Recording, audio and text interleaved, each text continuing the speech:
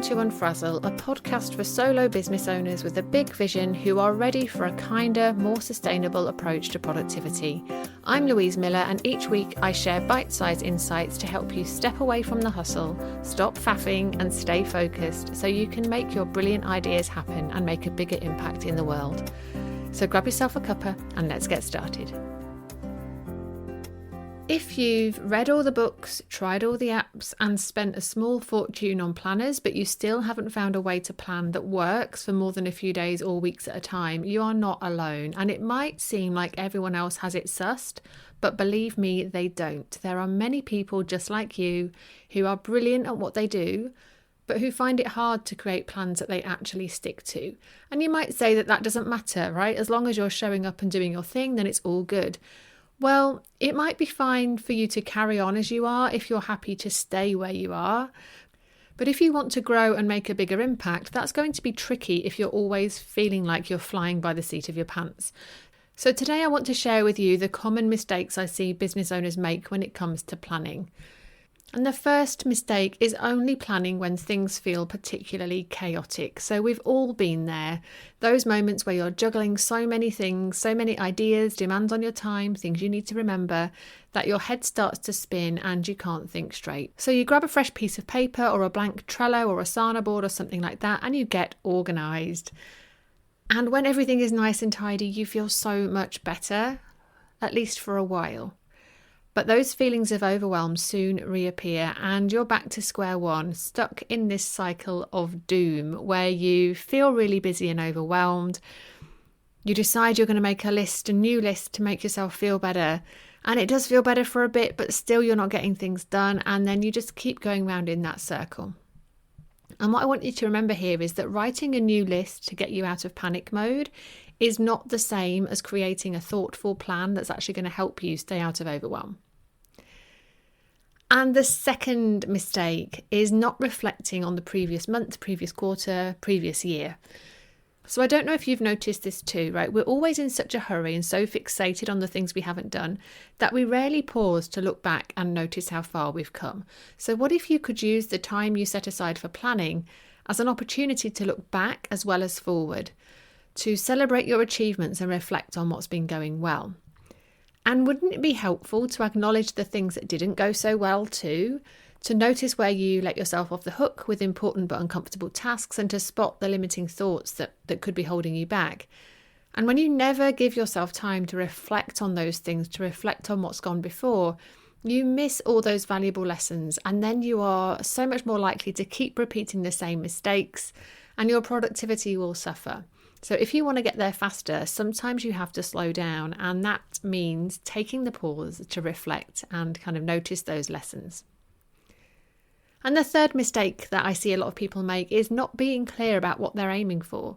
Trying to plan whether it's for a day, a week or a month when you've got absolutely no clue what you're aiming to achieve is like jumping in the car and starting to drive with no idea where you're going, but still expecting to get there in time for tea. So if you don't know what you're aiming for, how do you know what tasks will get you there? Planning shouldn't just be about managing your day-to-day workload. When it's done properly and done well, planning helps you move closer to your vision and your goals by empowering you to prioritize the activities that will actually lead to the growth of your business. So when you don't bring your vision and your goals to the party, when you don't have real clarity about that bigger picture and what you're aiming for, you risk creating a plan that's just going to keep you stuck in the busy work that isn't going to get you where you want to be.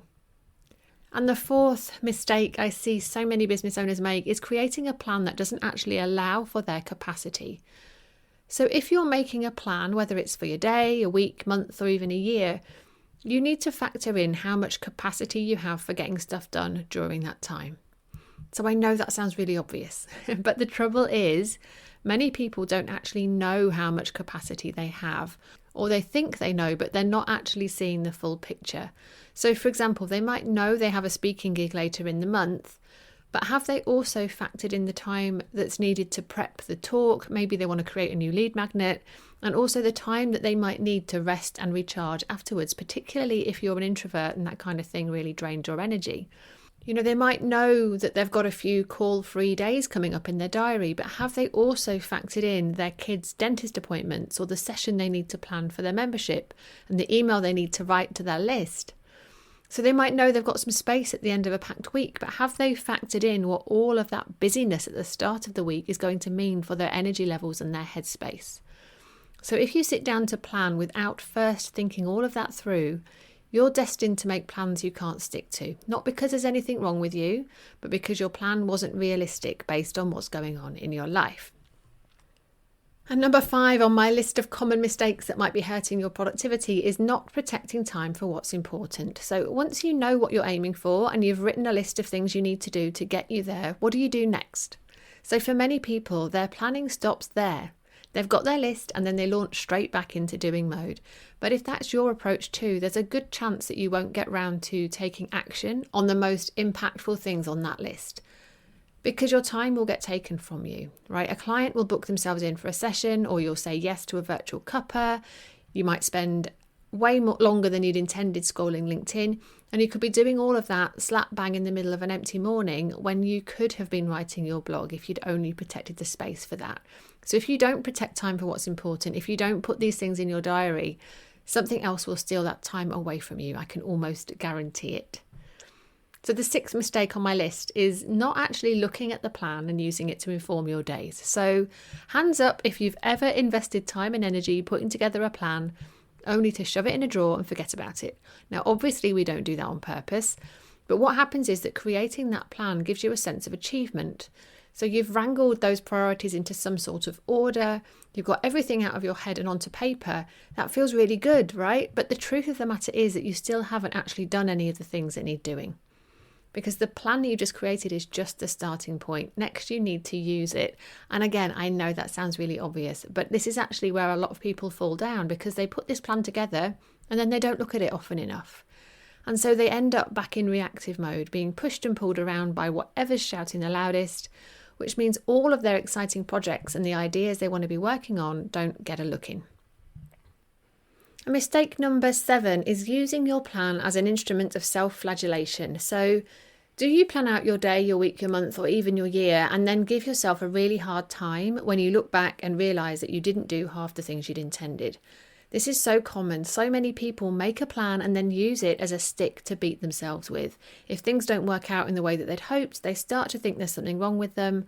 They tell themselves they're not working hard enough or fast enough, and they start to feel like a failure. So does any of that feel familiar to you? If so, listen up, because if you remember nothing else, I want you to remember this.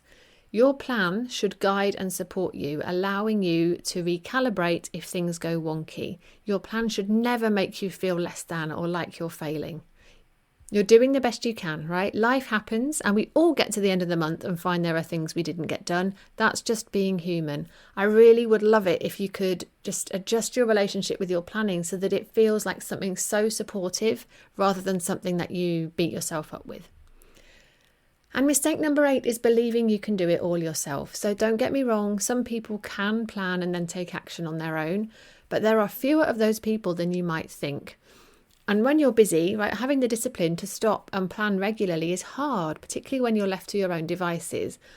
And then if you do finally sit down to plan, if you're on your own, there's a real temptation that you're going to rush it, or that you might get stuck in the planning phase and overcomplicate things because your perfectionism starts to kick in.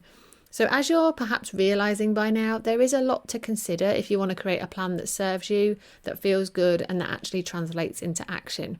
And a planning process that works doesn't have to be complicated, but it does take time, it takes space, and it takes thoughtful questioning. So can you hold yourself through that on your own? And will you show up for yourself consistently?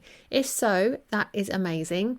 But if you've been trying to do this on your own for a long time now and it's still not working, maybe it's time to try something different. So I'm going to share some suggestions with you now that you can weave into your planning to boost your chances of actually getting the important things done so that you can make progress in your business, because that is what this is all about, right? So make planning a regular part of the rhythm in your business. Look at your vision and goals every time you sit down to plan. Factor in time to reflect on what's going well and where there's room for improvement. And always have your calendar in front of you when you're planning. Remember that your capacity is not just about time, it's also about energy and headspace. And experiment with protecting time in your calendar for what's most important. And crucially, be kind, right? Replace self-judgment with curiosity and self-compassion. And if you're starting to realise that you can't actually do this on your own, please know there is nothing wrong with you, and it is perfectly okay to ask for help, whether that's from me or from somebody else. The main thing is that you get the support that you need so that you can create plans that feel really supportive and that will actually help you get stuff done. That is what Make It Happen Club can do for you. And there is nothing I love more than guiding solo business owners to make plans that they actually follow. So if you would like to join a group of people just like you, coaches, consultants and community builders who are brilliant at what they do and are ready to be supported with their planning and productivity, I'll pop a link to find out more about Make It Happen Club in the show notes. And if that's not right for you right now, that's absolutely okay. I really hope that the insights I've shared with you today help put you back in the driving seat in your business so that you can get the important stuff done with a little more ease. So I hope that this helps, and I look forward to seeing you again soon. Thank you for listening to Unfrazzle. If you enjoyed this episode, please share it with a friend who needs a dose of calm productivity in their life. And I'd love it if you could leave me a rating and a review, as that will help more people discover this podcast. If you'd like to hear more from me to help you stop faffing and take back control of your time, you'll find a link to join my mailing list in the show notes, and I would really love for you to join us. So thanks so much for your support, and I look forward to seeing you next time.